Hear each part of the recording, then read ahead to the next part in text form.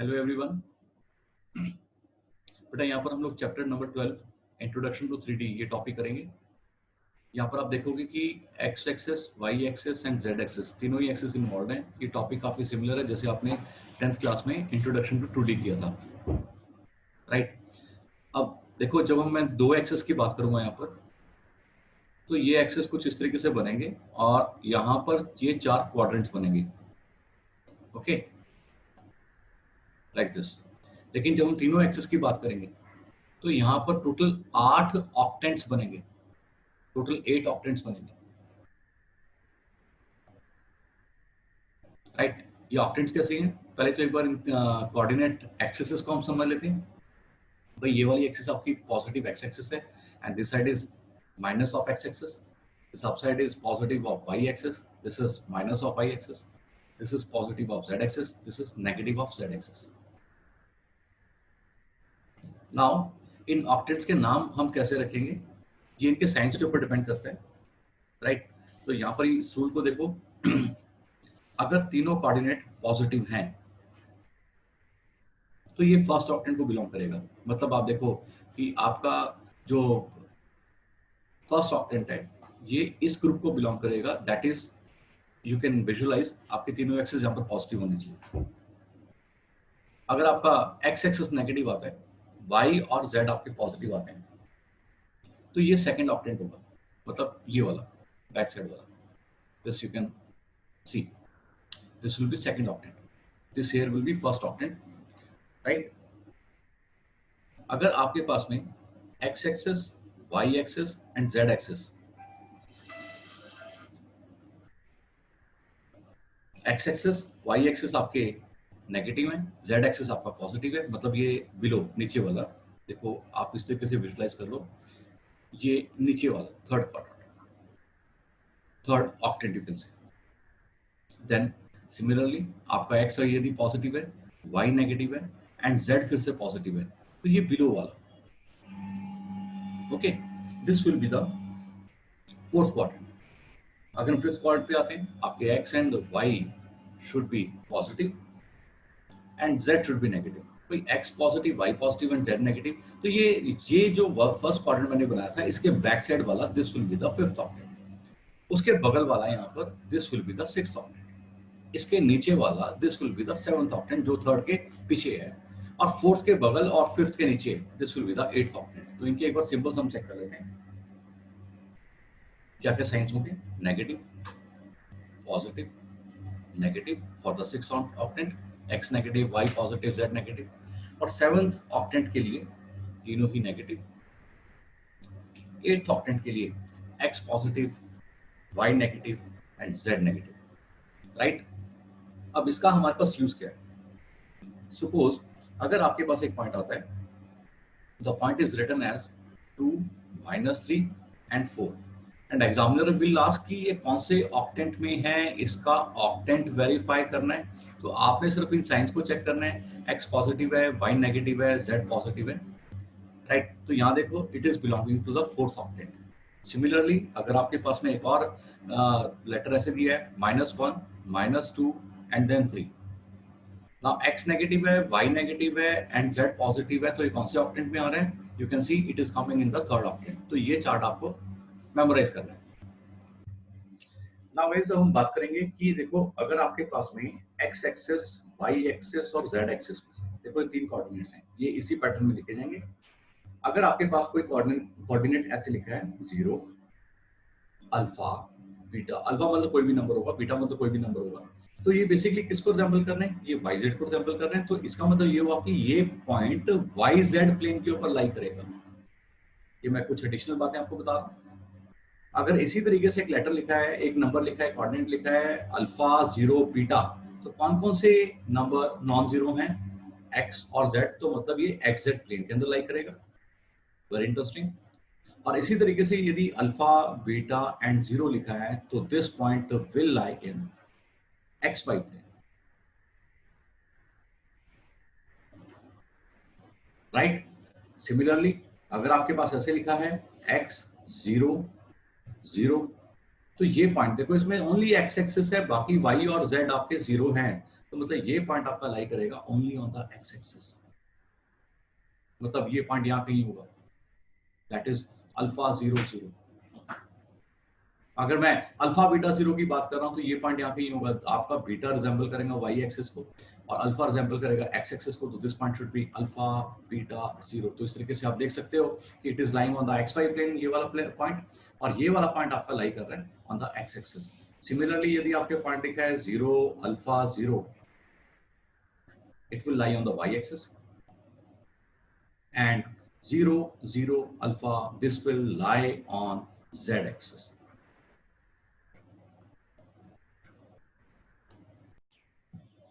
Now guys, I'm talking about the next concept of 3D, that is our distance formula. ये distance formula बिल्कुल same वैसे ही है जैसा आप लोगों ने 10th क्लास में किया था, लेकिन वहां पर सिर्फ 2 एक्सेस इन्वॉल्व थी, यहाँ 3 एक्सेस इन्वॉल्व है। तो यहाँ पर हम लोग कैसे लिखेंगे, हमारे पास एक एक्सिस का कॉन्सेप्ट और बढ़ जाएगा। देखो x2 माइनस x1 का होल स्क्वायर भाई एज इट इज रहेगा, प्लस y2 माइनस y1 का होल स्क्वायर ये भी एज इट इज रहेगा, एंड z2 माइनस z1 का होल स्क्वायर यह भी एज इट इज रहेगा। एक ये वाला फैक्टर आपके पास में एडिशनल ऐड हुआ है। सपोज मेरे पास एक पॉइंट है 2 0 1, लेट अस से दिस पॉइंट इज P, और एक और पॉइंट है मेरे पास में Q, this point is 1 minus 1 and 1। मुझे इनका डिस्टेंस फाइंड आउट करना है। तो डिस्टेंस हम कैसे निकालेंगे, आप किसी को भी x1 x2 ले सकते हो, आप इनको x1 y1 z1 या इसको x1 y1 z1 किसी को भी चूज कर सकते हो, it all depends upon you. In fact अगर आप इस फॉर्मूला के अंदर x1 माइनस x2 का स्क्वायर लिखोगे तब भी ये वैल्यू सेम रहेंगी। आप वन वाले जो कोऑर्डिनेट्स हैं इनको अगर पहले रखते हो तब भी वैल्यूज सेम रहेंगी, क्योंकि स्क्वायर होने के बाद साइन की नेगेटिव साइन खत्म हो जाएगा। It can be either x2 minus x1 का स्क्वायर, y2 माइनस y1 का स्क्वायर, z2 माइनस z1 का स्क्वायर, या फिर x1 माइनस x2 का स्क्वायर, y1 माइनस y2 का स्क्वायर, z1 माइनस z2 का स्क्वायर। नाउ तो यहाँ पर आपका फॉर्मूला बनेगा, सी मैं यहाँ लिख रहा हूँ 1 माइनस 2 का square in a standard form, फिर लिख रहा हूँ मैं माइनस 1 माइनस 0 का square, and then it will be 1 minus 1 का होल स्क्वायर। अब इसके बाद ये फॉर्मूला आपका बनेगा, देखो यहाँ पर 1 माइनस 2 का स्क्वायर, माइनस 1 का स्क्वायर, फिर माइनस 1 का स्क्वायर, एंड लास्ट में 0 का स्क्वायर। इसके बाद ये आएगा आपके पास में माइनस 1 का स्क्वायर भाई 1 होगा, फिर से माइनस 1 का स्क्वायर 1 होगा, ये वैल्यू √2 बनेगी। एक चीज का ध्यान आपने रखना है, यहाँ पर यूनिट्स पक्का लिख देना, right. Now guys, using distance formula, अब हम इसकी कुछ एप्लीकेशंस कर रहे हैं। सबसे पहली और बड़ी इंपॉर्टेंट एप्लीकेशन है कंडीशन ऑफ कोलिनियरिटी।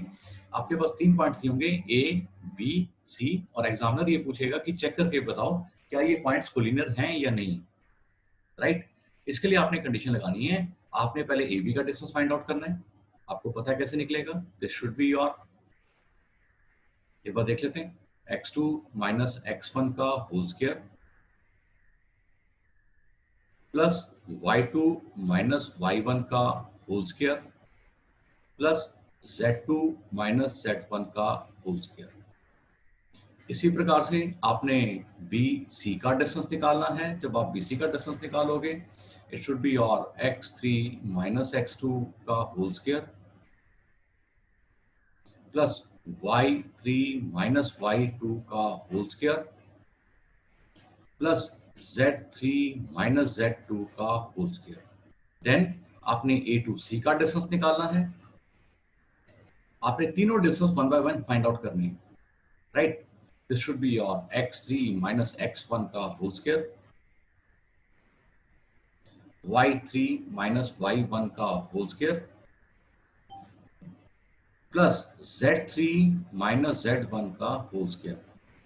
अब देखिए, खास ध्यान आपने देना है कि आपको एग्जाम में हो सकता है ये ना पता लगे कि बी पॉइंट बीच में आएगा या सी पॉइंट बीच में आएगा या ए पॉइंट बीच में आएगा, कौन से पॉइंट एक्सट्रीम्स हैं और कौन सा पॉइंट बीच में लाई कर रहा है। इसके लिए आपने काम करना है, आपने किसी भी दो डिस्टेंसेस को ऐड करके देखना है क्या इनका sum rest of the distance के बराबर आ रहा है, क्या दो का डिस्टेंस ऐड करके तीसरे के डिस्टेंस के बराबर आ रहा है। अगर ऐसा आ रहा है तो ये पॉइंट्स कोलिनियर होंगे। Am I clear? Now guys, अब हम बात कर रहे हैं कि हमें किस तरीके से type and nature of the triangle identify करना है। आपके पास जो ट्राइंगल है, it can be equilateral triangle, It can be isosceles triangle, it can be a right angle triangle, it can be a isosceles triangle जिसकी तीनों side बराबर नहीं होती. अब ऐसी टाइप के ट्रायंगल को हम कैसे आइडेंटिफाई करेंगे, right? So my idea here is using distance formula we are identifying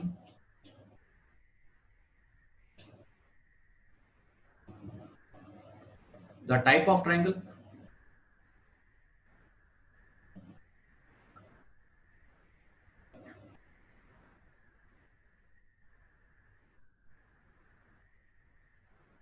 how to do it. देखो आपके पास तीन कोऑर्डिनेट्स आपको दिए होंगे ए बी सी.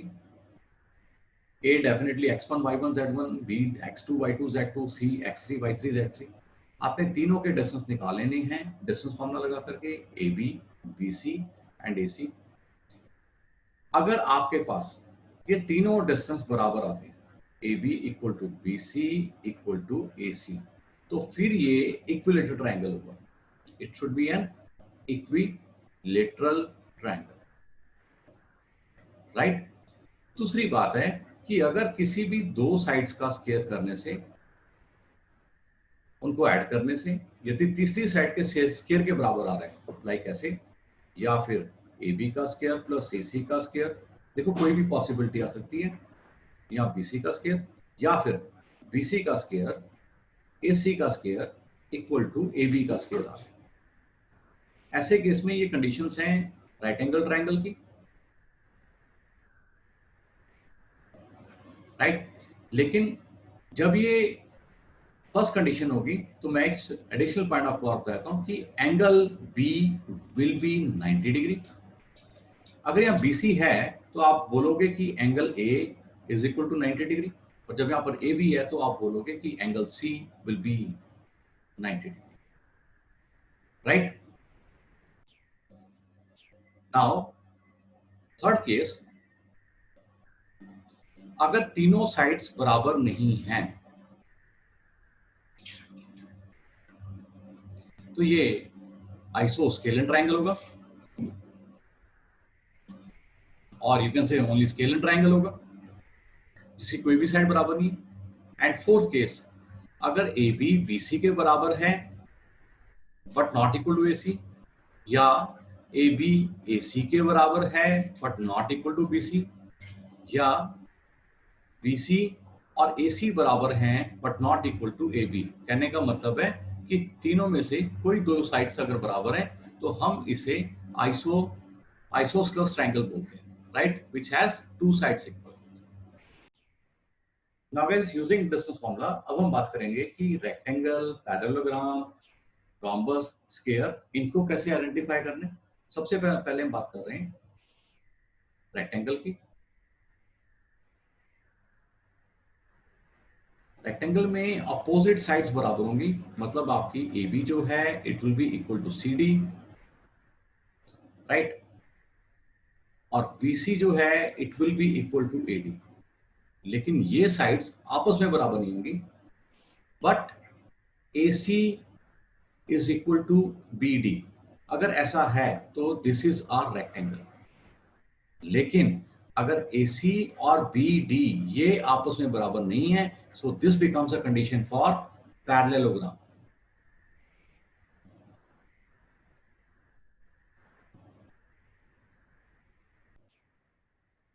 नेक्स्ट है, यदि हमें रोम्बस या स्क्वायर के बारे में बात करनी हो, देखो पहली कंडीशन है कि आपके पास में A B B C C D और डी ए ये चारों साइड्स बराबर होंगी, राइट? लेकिन अगर डायगोनल्स को देखा जाए, diagonal A C is equal to B D अगर ऐसा आता है तो इट फॉर्म्स अ स्क्वायर, और अगर ए सी बी डी के बराबर नहीं आता है तो it forms a rhombus, right guys? Now one very important thing, आपके पास चाहे रेक्टेंगल है, चाहे पैरेललोग्राम है, या स्क्वायर है, या रोम्बस है, इन सभी केसेस में mid point of diagonals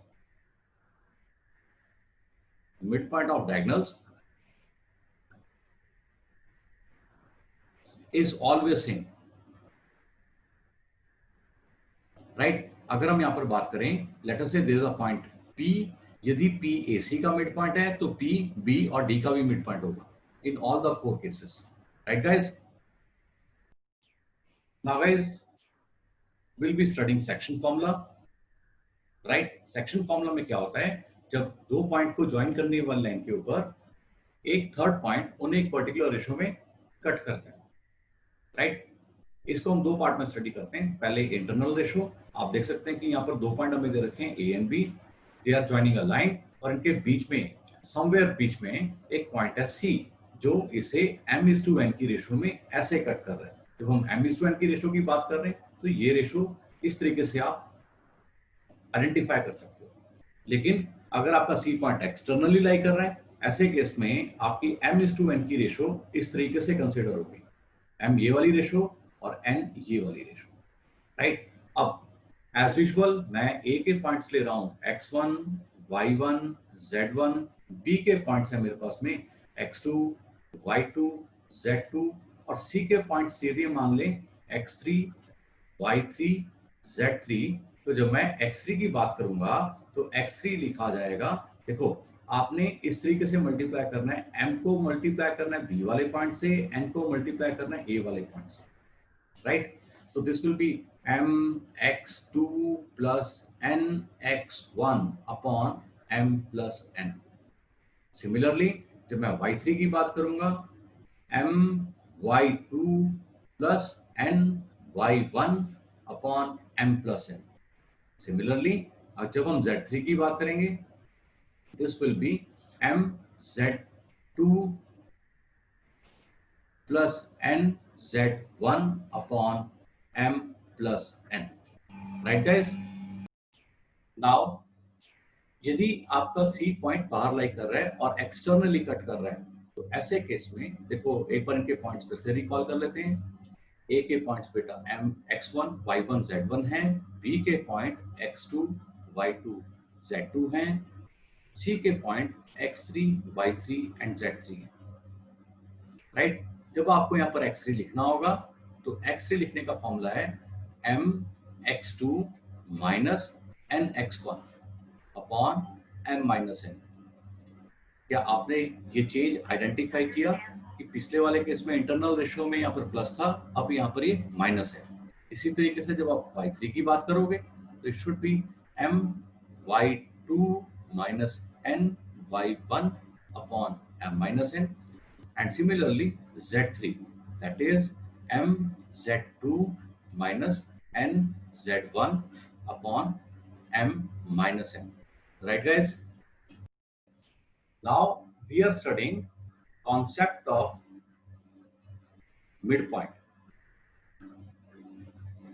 midpoint की रेशियो कैसे भाई, यदि आपके पास इंटरनली एक पॉइंट कट कर रहा है और ये रेशियो 1:1 है, मतलब आपकी m/n की रेशियो 1:1 है, ऐसे केस में आपका जो x3 पॉइंट है it will be 1 into x2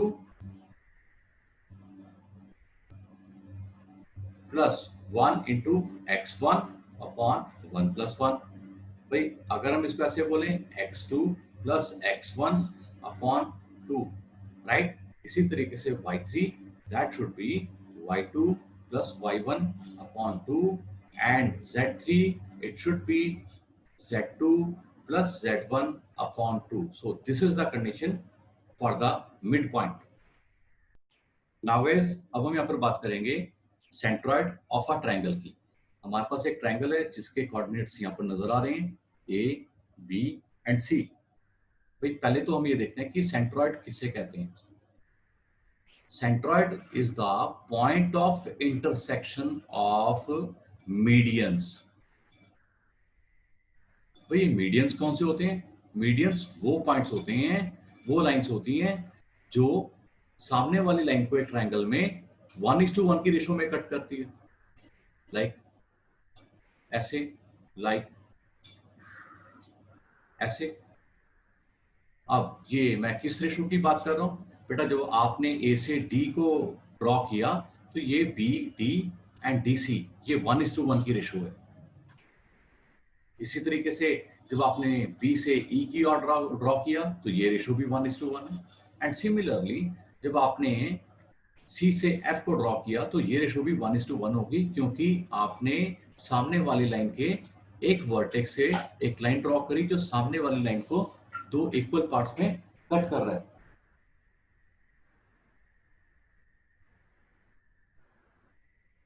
right? अब इन तीनों लाइंस का जो पॉइंट ऑफ इंटरसेक्शन है, इसी को हम सेंट्रॉइड कहते हैं। अब यहाँ पर कुछ इंटरेस्टिंग फीचर्स हैं, ये फीचर्स हमने देखने। भाई पहली बात तो अगर मैं डी पॉइंट को फाइंड आउट करूं तो D point is the mid point of B and C. तो भाई ये पॉइंट हमारा क्या बनेगा? It will be x2 plus x3 upon 2, y2 plus y3 upon 2। भाई मिड पॉइंट का फॉर्मूला तो आपको पता है, and z2 plus z3 upon 2। Right? अब एक और इंटरेस्टिंग फीचर मैं आपको बता देता हूं। भाई ये जो रेशियो आ रही है बीच में ए से लेकर के, मैं सेंट्रॉइड को जी से डिनोट कर रहा हूं, तो ये रेशियो 2:1 इस प्रकार से होगी। इसी तरीके से ये रेशियो भी 2:1 होगी और ये रेशियो भी 2:1 होगी। राइट? नाउ अब हमें सेंट्रॉइड के कोऑर्डिनेट्स निकालने, तो कैसे निकालेंगे भाई? क्यों ना हम इस लाइन को फोकस करें, ए, जी और डी। राइट? ए के कोऑर्डिनेट्स आपको पता है, डी के कोऑर्डिनेट आपको पता है, इनके बीच की रेशियो 2:1 है। तो जी के कोऑर्डिनेट्स किस तरीके से निकालेंगे? लेटर्स इन कोऑर्डिनेट्स का नाम है x4, y4, z4। ओके, तो जब आप x4 को आइडेंटिफाई करोगे तो भाई 2 इंटू इसके सामने वाला coordinate x2 plus x3 upon 2 plus 1 into x1 and whole divided by 2 plus 1। जब इस पूरी कैलकुलेशन को आप सॉल्व करोगे तो ये बनेगा x2 plus x3 plus x1 plus x2 plus x3 whole upon 3। भाई सिमिलरली जब आप सेकंड कोऑर्डिनेट उठाओगे तो उस केस में भी ऐसी होगा, आपके पास रिजल्ट बचेगा y1 plus y2 plus y3 upon 3। And similarly z4 आपका जो कोऑर्डिनेट बनेगा, it will B z1 plus z2 plus z3 upon 3। Right guys? तो ये थे सारे कॉन्सेप्ट आपके इंट्रोडक्शन टू 3D ज्योमेट्री के। आई होप ये सब आपको समझ आए। Thank you very much, have a good day.